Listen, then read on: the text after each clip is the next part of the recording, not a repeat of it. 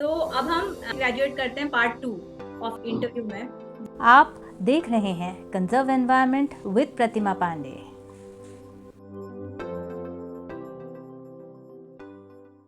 आप जैसे टैलेंटेड लोग और आपकी ही टीम मेंबर्स जो हैं वो क्या उनके हिसाब से ये सेक्टर उनको ऑफर कर रहा है, और हम धीरे धीरे फिर अर्निंग्स पे और फंडिंग पे भी आएंगे, पर आप पहले।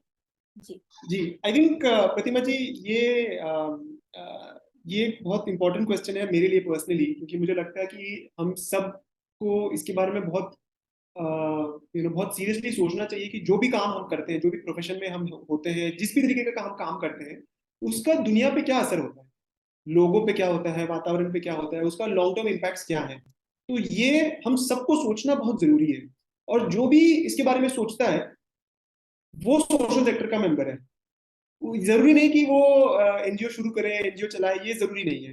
सबसे ज्यादा जरूरी है कि हम इसको सेंसिटिव होके सोचें कि मैं जो काम कर रहा हूँ उससे क्या दुनिया में किसी भी तरीके से भला हो रहा है, और किसी का नुकसान नहीं हो रहा है। ये भी बहुत जरूरी है। कि छोटे बच्चे के लिए उसकी सेहत के लिए अच्छा है, उसमें बहुत सारा चीनी है, उसमें बहुत सारा सोडा है, तो उसके लिए अच्छा नहीं है उसकी सेहत के लिए, तो हम क्यों उसको बेचें। तो ये सवाल जब मन में आने लगते हैं, और सबके मन में आते हैं ये सवाल, ये सिर्फ हम लोगों के मन में नहीं, हम सबके मन में आते हैं। लेकिन कहीं ना कहीं हम सब लोग थोड़ा से डर जाते हैं और थोड़े करियर के ऊपर सोचते हैं कि मेरा करियर का क्या होगा, जो आपका भी सवाल था। लेकिन आज के दिन में एक्चुअली बहुत बदलाव आ गया है। अगर हम 8-10 साल पहले की बात करें, जब हमने शुरू किया था ये काम, या उससे और पहले जब बहुत बड़े बड़े सोशल एक्टिविस्ट या सोशल एंटरप्रेन्योर्स इंडिया के जो 20 साल पहले, 30 साल पहले जिन्होंने शुरू किया, तब बहुत कठिन था, बहुत बहुत कठिन था। आज के दिन में ऐसा नहीं है। आज के दिन में सब लोग समझते हैं कि ये बहुत सारी समस्याएं हैं हमारे सोसाइटी में, और इसको सॉल्व करने के लिए बहुत लोग बहुत बहुत अच्छा काम कर रहे हैं। और बहुत खुशी होती है बहुत सारे यंग लोगों को देख के कि जो अपना कॉर्पोरेट जॉब छोड़ के सोशल सेक्टर में करना चाहते हैं, या जिन्होंने कॉर्पोरेट सेक्टर कभी ज्वाइन ही नहीं किया, जिनको हमेशा से दिल में ये है कि यार मुझे तो ना कोई अच्छा काम करना है, मैं एनजीओ में ही काम करूंगा। तो एनजीओ में या सोशल सेक्टर में काम करके आई थिंक जो आपको सेटिस्फैक्शन मिलता है, जो एक सेल्फ वर्थ जो मिलता है उससे, और एक शांति मिलती है कि मैं कोशिश कर रहा हूँ, मैं कुछ तो कोशिश कर रहा हूँ दुनिया में, चाहे जितनी भी चीजें खराब हो रही हैं, लेकिन मैं अपनी तरफ से जो मैं अपनी जिंदगी के साथ कर सकता हूँ उसको मैं एक बूंद भी कुछ अच्छाई डालने की, वो जो फीलिंग है एक्चुअली वो बहुत प्रेशियस है। वो फीलिंग कभी मॉनेटरी गेन से वो फुलफिल नहीं हो सकती है। अगर आप कॉर्पोरेट सेक्टर में काम कर लो, 10 गुना भी सैलरी आप कमा लो, लेकिन अगर आपको मन में हमेशा एक वॉइड रहता है, एक कमी रहती है हमेशा। अगर आप कॉर्पोरेट सेक्टर में, बहुत दोस्त है मेरे, बहुत सीनियर से, बहुत काफी लोगों से देखा है मैंने और बात भी किया इसके बारे में कि पैसा बहुत है, अच्छा खासा घर है, गाड़ी है, लेकिन तसल्ली नहीं है। जो काम कर रहे हैं खुश नहीं है।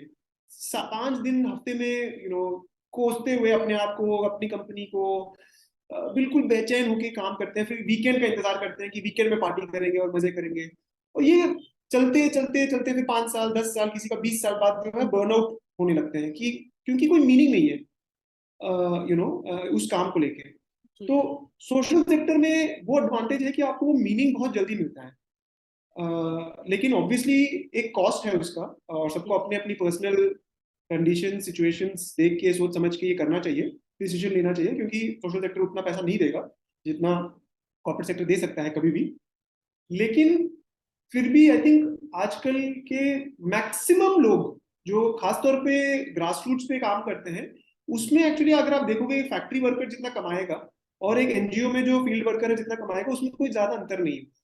अगर आप बहुत सीनियर लेवल की बात करें तब हाँ, काफी डिफरेंस आ जाता है, लेकिन बाकी ज्यादातर 80% लोगों को बहुत ज्यादा अंतर नहीं होता है। और तो आपको मॉनेटरी भी ठीक मिल रहा है, आपको सेटिस्फैक्शन भी है, आप इम्पैक्ट भी क्रिएट कर रहे हो। तो हर तरीके से मुझे लगता है कि हर किसी को ये सेक्टर में काम करना चाहिए। और ये भी समझ लें, एक चीज और मैं ऐड करना चाहूंगा कि ये बहुत जरूरी है समझना कि जो भी लोग सोशल सेक्टर में काम करते हैं वो दूसरों के लिए नहीं काम करते। सोशल सेक्टर में वो सेल्फलेसली काम नहीं करते हैं कि मैं अपने आप को त्याग करके मैं दुनिया में गरीबी हटाना चाह रहा हूँ। नहीं, जो भी सोशल सेक्टर में काम कर रहा है वो अपने लिए सोशल सेक्टर में काम कर रहा है, क्योंकि मुझे उस गरीबी से मतलब मुझे चुभता है वो गरीबी देख के, कचरा देख के मुझे चुभता है भाई, मुझे लगता है कि ये गलत हो रहा है। तो मैं अपने अंदर जो वो दर्द है उसको कम करने के लिए वो काम कर रहा हूँ, ना कि हाँ उससे जानवरों को फायदा हो रहा है, उससे वातावरण को फायदा हो रहा है, लेकिन जो असली मोटिवेशन है काम करने का जी वो मैं क्योंकि नहीं तो सोशल सेक्टर में काम करे घमंड भी आ जाता है, एक मॉरल सुपीरियोरिटी आ जाता है कि मैं तो देखो ये काम कर रहा हूँ, तुम जी देखो कैसे गंदा काम कर रहे हो। सही। लेकिन जब हम ये समझते हैं कि हम ये अपने लिए कर रहे हैं, दूसरों के लिए नहीं कर रहे हैं, तो हम्म। वो आई थिंक असली एक जर्नी होती है कि जैसे जैसे आप सोशल सेक्टर में आगे बढ़ते जाते हो और प्रॉब्लम को सॉल्व करते रहते हो, आप अपने आप को भी और अच्छे से समझते हो, अपने आप की कमियों को समझते हो, अपने अंदर की जो कॉन्फ्लिक्ट्स हैं उसको समझते हो, अपने अंदर के डायलेमास को समझते हो, और उससे ग्रो होते हो खुद भी।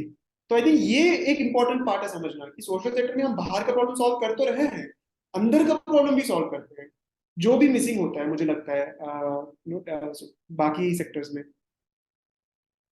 तो आपके इस एक्सप्लेनेशन से मैं इत्तेफाक रखती हूँ, आपने एक फिलोसॉफिकल लेवल पे जाके छोड़ दिया इस चीज को। और बिल्कुल बात तो आपकी बिल्कुल सही है, पर आप ये मानेंगे।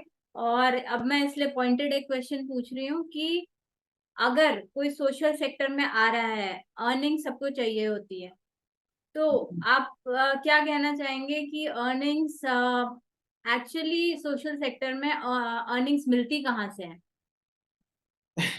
बहुत अच्छा सवाल है, क्योंकि आज भी हमें 10 साल हो गए वेस्ट फॉरेस्ट चलाए हुए, लेकिन कभी भी मैं कहीं जाता हूँ और लोगों को बताता हूँ कि मैं तो एनजीओ में काम करता हूँ या एनजीओ चला रहा हूँ, तो पूछते हैं कि अच्छा और क्या करते हो, मतलब एनजीओ में तो काम करते हो या जो करते हो ठीक है, लेकिन पैसा कहाँ से कमाते हो, एनजीओ में तो ऐसे ही काम करते हो, मतलब ऐसे ही चले जाते हो एनजीओ में। लोगों को कभी भी मन में वही लगता है कि समझ नहीं एक्चुअली लोगों को एनजीओ सेक्टर क्या है। सोशल सेक्टर में बहुत अच्छे साइज की ऑर्गेनाइजेशंस हैं जिनका बजट 100, 150, 200 करोड़ का बजट होता है साल का। तो कोई कॉरपोरेट से कम नहीं है उस तरीके से अगर हम देखें, और बहुत proper formal jobs, job opportunities होती हैं, प्रॉपर आपको पीएफ ईएसआई के बेनिफिट्स होते हैं, जितने आजकल तो जितने कॉर्पोरेट में बेनिफिट्स होते हैं, जिस तरीके के इंश्योरेंसेज और वो सब चीजें हैं वो सोशल सेक्टर में भी आने लगे हैं। तो हर लेवल की सैलरीज हैं, एंट्री लेवल से लेके सीनियर लेवल तक, जिसका जितना स्किल है उसके हिसाब से बहुत अच्छे अपॉर्चुनिटीज हैं आजकल सोशल सेक्टर में। जैसे कोई हमारे यहाँ ग्रीन वर्कर्स जो वेस्ट सेग्रीगेशन का काम करते हैं, या जो मोबिलाइजर्स जो घर घर जाके लोगों को समझाने का काम करते हैं, लगभग 15,000 16,000 पर मंथ उनकी सैलरी होती है। उसके अलावा उसी तरीके से पूरी टीम हमारी है, लगभग 170 लोग हैं अभी वेस्ट वॉरियर्स में, जिनके जिनके घर और परिवार चल रहे हैं एनजीओ में काम करके। तो ये भी सोच के समझना गलत है कि एनजीओ में पैसा नहीं मिलता है।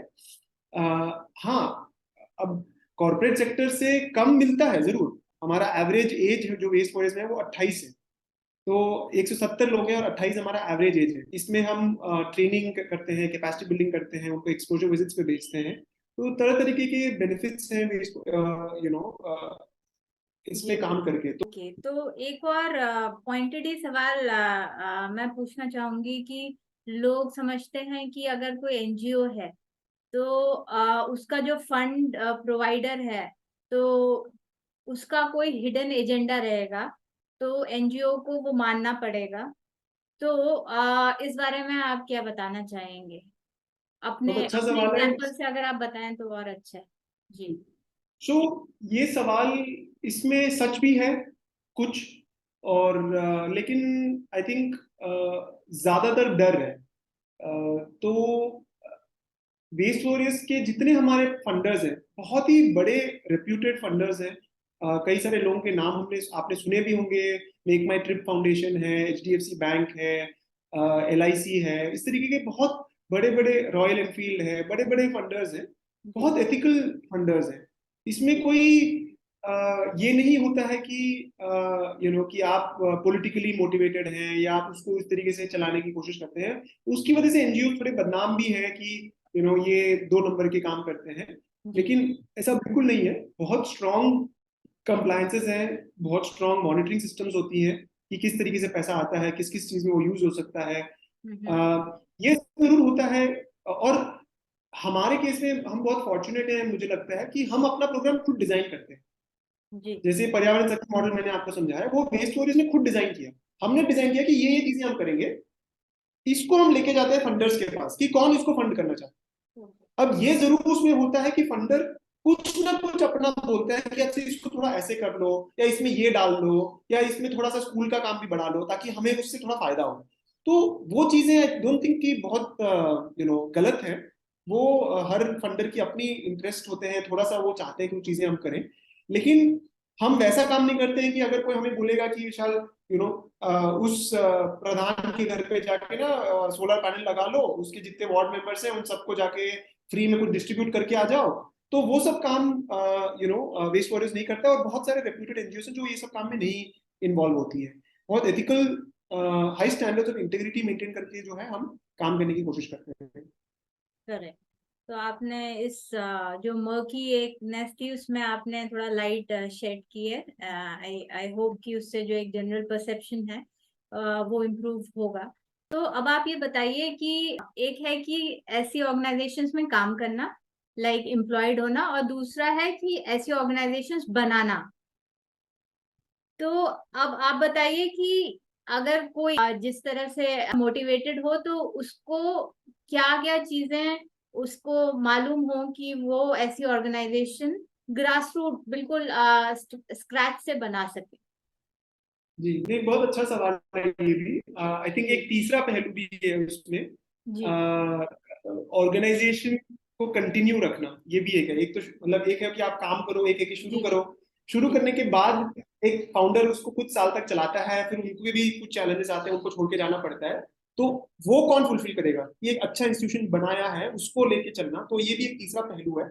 लेकिन जो आपका सवाल है कि जो ग्रास रूट्स पे काम करना शुरू करना चाहते हैं वो क्या कर सकते हैं, मेरा रिकमेंडेशन ये रहेगा कि जितना हो सके शुरू में किसी और एनजीओ के साथ काम करना की कोशिश करें, आसपास जो भी हैं उसी सेक्टर में जो है।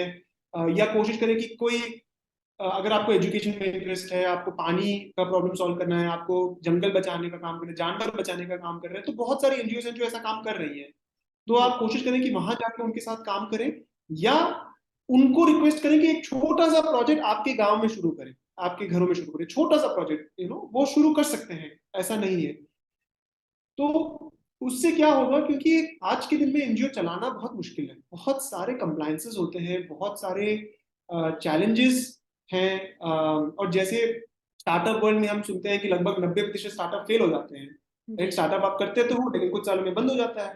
जी तो एनजीओ के साथ भी वैसा ही कुछ है कि उसको भी कंटिन्यू करना काफी चैलेंजिंग है, इम्पॉसिबल नहीं है। जी अगर आप थोड़ा सा एक्सपोजर ले लेंगे दूसरे एनजीओ में पहले, तो आप जी समझ जाएंगे कि क्या चैलेंजेस आते हैं, क्या इश्यूज आ सकते हैं। क्योंकि एक बहुत रिच लर्निंग होती है किसी भी एनजीओ के पास ना, ग्रास रूट्स लेवल पे काम करने की, कम्युनिटीज के साथ कैसे करना है, कॉन्फ्लिक्ट रेजोल्यूशन कैसे करना है, पॉलिसीज क्या होती है, वो समझना एक यंग पर्सन के लिए इंडिपेंडेंटली कुछ शुरू करने में थोड़ी चैलेंजेस हो सकती हैं। लेकिन ऐसा नहीं है कि नहीं हो सकता है।